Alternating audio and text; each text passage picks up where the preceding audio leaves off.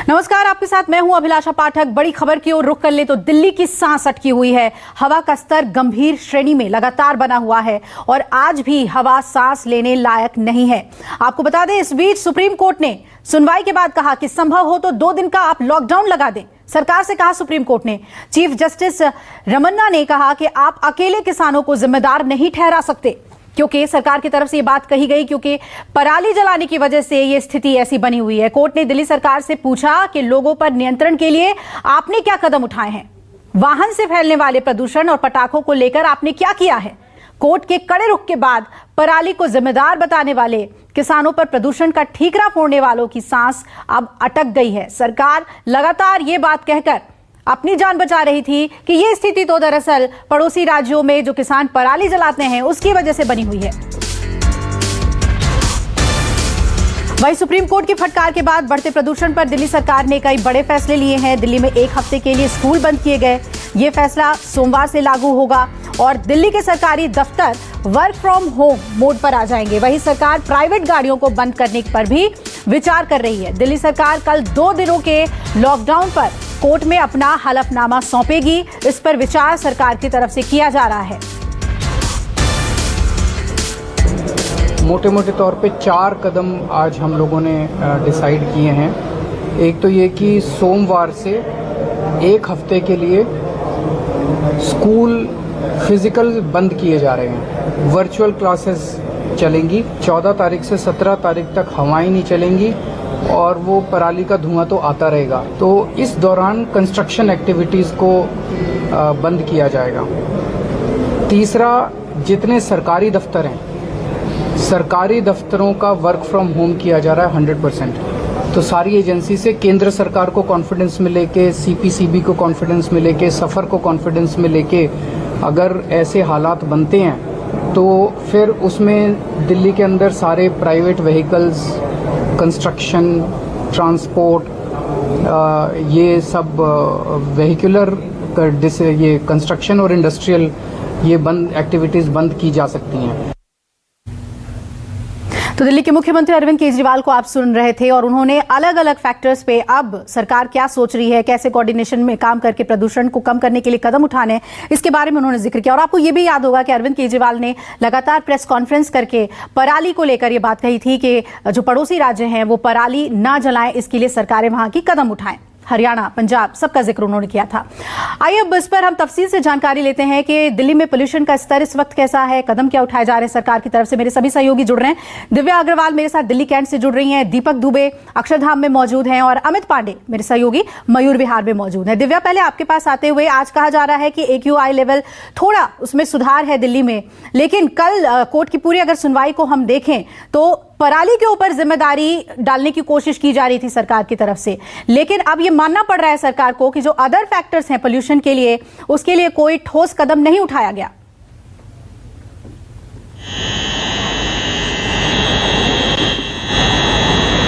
बिल्कुल, देखिए अभिलाषा, थोड़ा सा कहा जा सकता है कि पोल्यूशन में सुधार है। एक बार सामने की तस्वीर दिखाऊंगी। थोड़ी जो आज सफेद चादर है आज कम दिख रही है, लेकिन उसका मतलब ये कतई नहीं है कि AQI लेवल जो है वो गंभीर श्रेणी में नहीं है। अभी भी लगभग 450 से 500 के बीच में यहाँ का AQI लेवल बना हुआ है। और सबसे बड़ी बात कि हमें इस विषय पर चर्चा करनी पड़ रही है। हर साल जो है यही चर्चा होती है, नवंबर और दिसंबर में यही हालात होते हैं।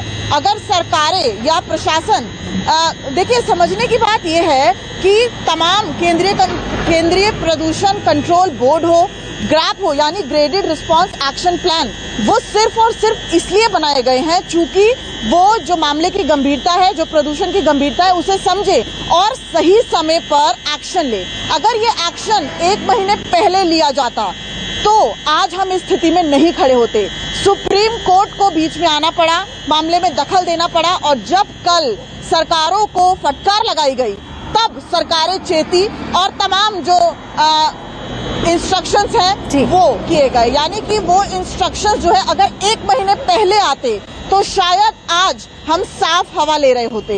हमारे बच्चे बुजुर्ग सोचिए आज किस स्थिति में है। इस वक्त ज्यादातर लोग जो है वो घरों से बाहर साफ हवा लेने निकलते थे, लेकिन आज सभी पार्क, सभी जो सड़कें हैं वो सूनी पड़ी हुई हैं, क्योंकि पोल्यूशन का लेवल इतना खतरनाक है कि वो अगर बाहर आएंगे तो जाहिर तौर पर बहुत सी बीमारियां अपने साथ लेके जाएंगे। देखिए, आनन फानन में बहुत से एक्शंस लिए गए हैं। कल जो है केंद्रीय प्रदूषण नियंत्रण बोर्ड ने भी देर रात जो है कई एक्शंस लिए हैं। हम देखते हैं कि कई सारी कंस्ट्रक्शन साइट्स जो हैं उन पर रोक लगाई गई है, वहां पर कंस्ट्रक्शन नहीं होते हैं। ये जो सड़कें हैं इसका कई जो स्टोन क्रशर्स या मशीनों का काम होता रहता है उन पर रोक लगाई गई है। यानी दिव्या, अब जब कोर्ट से फटकार मिली तो हर तरीके से प्रदूषण को कैसे कम करना है उस ओर सरकार की नजर जा रही है। दीपक, अब ये कहा जा रहा है, आपसे जानना चाहेंगे कि वर्क फ्रॉम होम मोड पर भी सरकार ले आई है अपने कर्मचारियों को। दूसरी तरफ लॉकडाउन पर जो कोर्ट में कहा गया कि लॉकडाउन अगर जरूरत पड़े तो वो लगा दीजिए, इसमें भी अब सरकार की सांसें अटकेगी। कैसे फैसला लेंगे? कल हलफनामा दाखिल करना है कोर्ट में।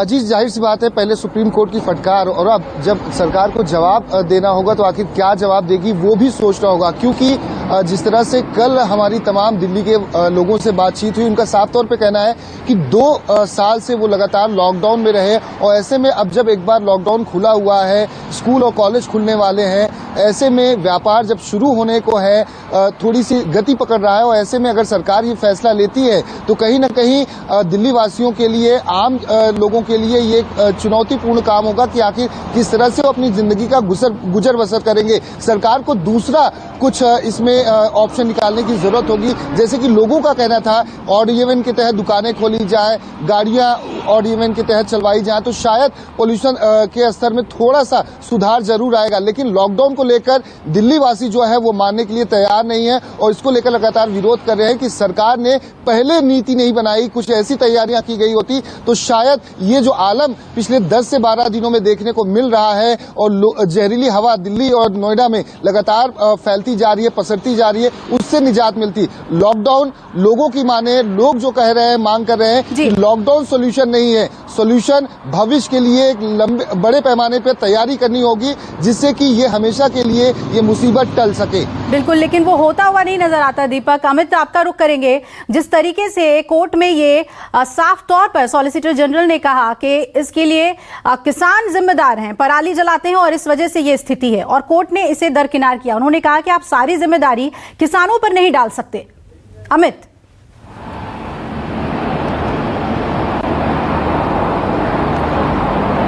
जी बिल्कुल अभिलाषा, इस पूरी चीज़ों को ना समझने की थोड़ी ज़रूरत है कि क्योंकि दिल्ली 4-5 स्टेट से घिरा हुआ राज्य है और जिस तरह पंजाब में क्योंकि चुनाव है और वहाँ पराली जो जलाई गई है पिछले 3-4 हफ्तों की अगर हम बात करें, वो जो धुआं है वो दिल्ली में आ रहा है। इस बात को सब मान रहे हैं कि दिल्ली के जो प्रदूषण है उसमें 30 से 40% जो कॉन्ट्रीब्यूशन है वो पराली का है, लेकिन उसके बाद जो कॉन्ट्रीब्यूशन होता है पॉल्यूशन का वो जो गाड़ियाँ चलती हैं, जो फैक्ट्रियाँ चलती हैं, उनका योगदान होता है। तो ऐसे में बार जिस तरह सुप्रीम कोर्ट ने बातें रखी हैं तो केंद्र को फटकार लगाया है। अब ऐसे में दिल्ली सरकार ने ये जो कल का फैसला लिया इसको समझने की थोड़ी जरूरत है, क्योंकि सरकार बार दिल्ली सरकार की अगर हम बात करें तो पिछले 1 महीने से उन्होंने विंटर एक्शन प्लान भी बनाया।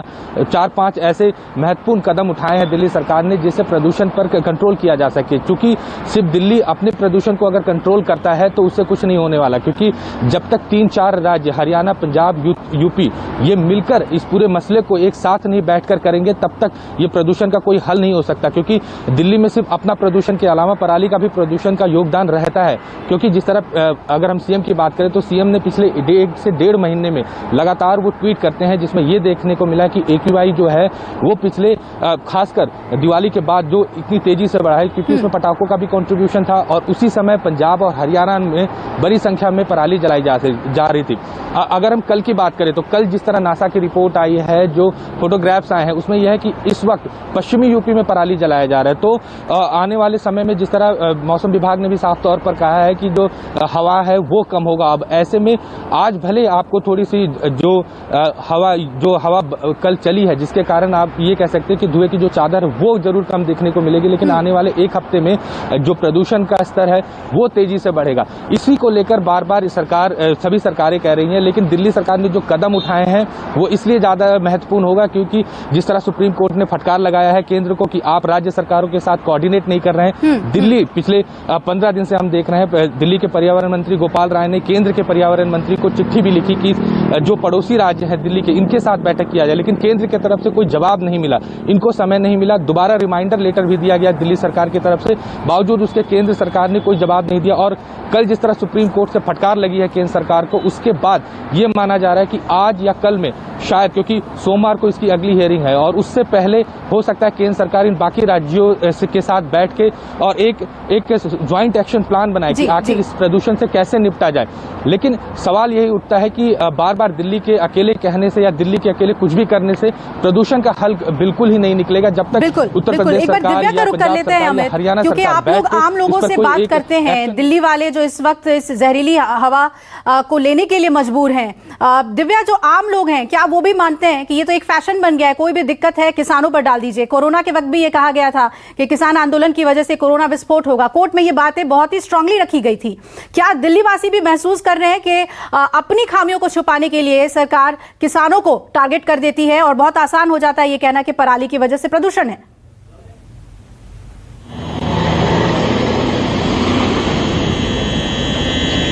बिल्कुल, देखिए लोग सब समझ रहे हैं। अगर कल की बात करें तो जितने भी लोग थे, जब हम उनसे ये जानने की कोशिश कर रहे थे कि आखिर लॉकडाउन का सही फैसला हो सकता है, तो उनका कहना था कि 2 दिन के लॉकडाउन से कोई बहुत ज्यादा भारी असर नहीं पड़ सकता अगर ये एहतियात पहले उठाए जाते। देखिए, मैं इस बात से बिल्कुल इत्तेफाक रखती हूँ, जिस तरीके से हमारे सहयोगी अमित बता रहे थे कि दिल्ली कई जगह से घिरा हुआ है। ऐसे में दिल्ली का जो अकेला प्रदूषण है उसको कंट्रोल एक बार को सरकार कर सकती है, लेकिन तमाम तरीके से नहीं कर सकती। लेकिन उसके बावजूद हर साल हम इसी परिस्थिति से गुजरते हैं। ऐसे में अगर जो सरकार है या जो एजेंसीज है, देखिए कई एजेंसी सिर्फ और सिर्फ इसीलिए बनाई गई हैं जो कि प्रदूषण को कंट्रोल कर सके, और जैसे ही प्रदूषण बढ़े एक एक्शन प्लान ऐसा लाए जिससे कि उस पर रोकथाम की जा सके। उसके बावजूद वो एक्टिवली काम नहीं करते और उसका असर ये होता है कि आज हमें सांसों में हमारी जहर घुल रहा है, यानी कि वो फेल हुई है। कल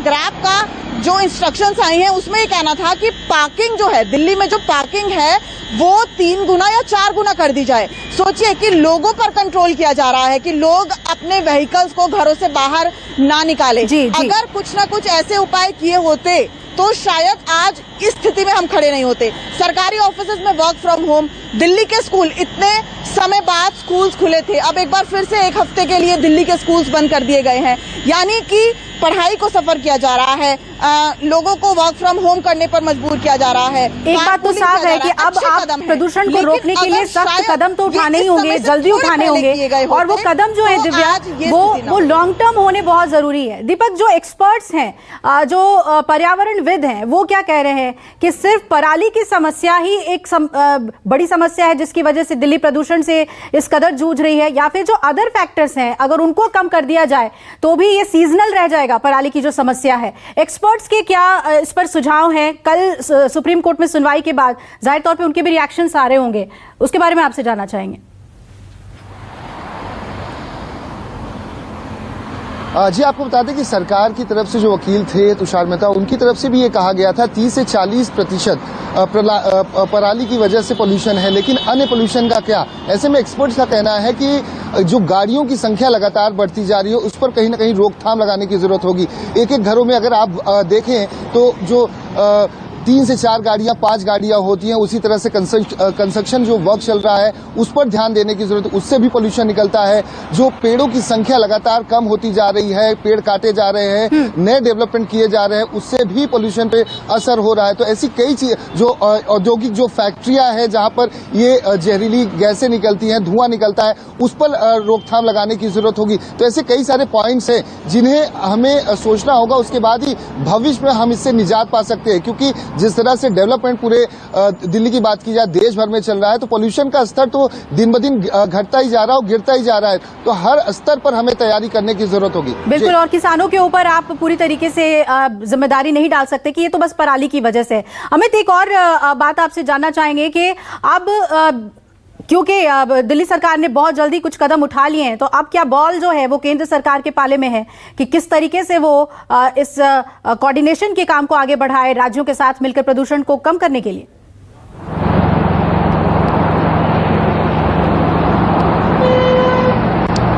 जी बिल्कुल, देखिए जिस तरह मुख्यमंत्री कल एक निजी दौरे पर थे और उन्होंने जिस तरह सुप्रीम कोर्ट के टिप्पणी आई उसके बाद फौरन दिल्ली लौटे और उन्होंने इमरजेंसी बैठक बुलाई। इससे होगा क्या कि जो दबाव है वो केंद्र सरकार पर पड़ेगा और राज्य सरकारों पर पड़ेगा, क्योंकि सुप्रीम कोर्ट में सोमवार को सभी राज्यों को अपने हलफनामा देना है, केंद्र को खासकर। तो ऐसे में ये जब दिल्ली सरकार कोर्ट में जाएगी, सुप्रीम कोर्ट में जाएगी, तो वो इस बात को रह सकते हैं कि हम पहले भी विंटर एक्शन प्लान लेके आए और हम काम करते रहे हैं दिल्ली में प्रदूषण कम करने को लेकर।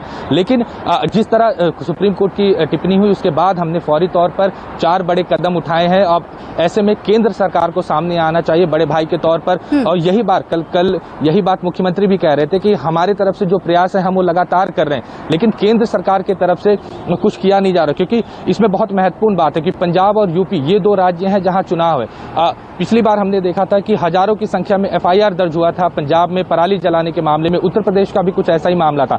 ऐसे में कोई भी राज्य किसानों को इस पूरे मसले पर टच नहीं करना चाहती, क्योंकि उन्हें पता है कि इसका राजनीतिक मायने भी बहुत है। ऐसे में दिल्ली सरकार ने अब जो गेंद है वो केंद्र के पाले में डाल दिया है और खासतौर पर ये कल जो फैसले लिए गए हैं वो दबाव डालने की कोशिश की गई है केंद्र और खासकर यूपी और पंजाब जैसे 2 राज्यों पर। तो ऐसे में अब दिल्ली जो है वो फ्रंट फुट पर खेल रही है और सुप्रीम कोर्ट पर जब दिल्ली सरकार जाएगी, उनके वकील जाएंगे, तो इस बात को जोर शोर से रखेंगे कि हम लगातार काम कर रहे थे और आपकी टिप्पणी के बाद हमने ये अहम फैसले उठाए हैं।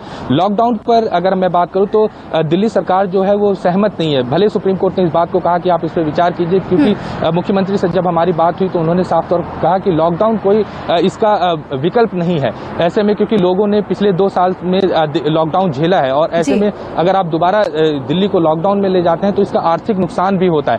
ऐसे में वो उनके तरफ से कहा गया है कि हम एक्सपर्ट से भी बात करेंगे, हम एक प्लान बनाएंगे और सुप्रीम कोर्ट में रखेंगे और केंद्र सरकार को कॉन्फिडेंस में लेकर, इस शब्द को बहुत जोर देकर मुख्यमंत्री ने कहा है कि केंद्र सरकार को कॉन्फिडेंस में लेकर अगर लॉकडाउन लगाने की स्थिति बनती है और स्थिति गंभीर होती है तब दिल्ली सरकार इस फैसले को लेगी। और अभी तक जो विचार की बात है, ऑड इवन जैसे जो वैकल्पिक चीजें हैं वो सरकार उस पर विचार कर रही है कि अगर AQI 500 से 600 के बीच में आने वाले समय में जाता है तब इस तरह के कुछ फैसले लिए जाएंगे, क्योंकि फिलहाल लॉकडाउन पर कोई सरकार बहुत ज्यादा। चलिए, यानी कि दिल्ली सरकार तो पूरी तरीके से एक्टिव दिख रही है। अब केंद्र सरकार क्या फैसले लेती है, राज्यों से कैसे कोऑर्डिनेट करती है प्रदूषण के इस स्तर को, जहरीले स्तर को कम करने के लिए, ये देखने वाली बात होगी। आप तीनों हमारे साथ बने रहिए, हम लौटेंगे आपके पास। नमस्कार, मैं हूं मानक गुप्ता। अगर आपको हमारा ये वीडियो पसंद आया हो तो इसे लाइक और शेयर जरूर करें और हां, हमें सब्सक्राइब और फॉलो करना ना भूलें ताकि आप देश और दुनिया की कोई खबर मिस ना करें। तो जुड़े रहिए हमारे साथ और देखते रहिए न्यूज़ 24।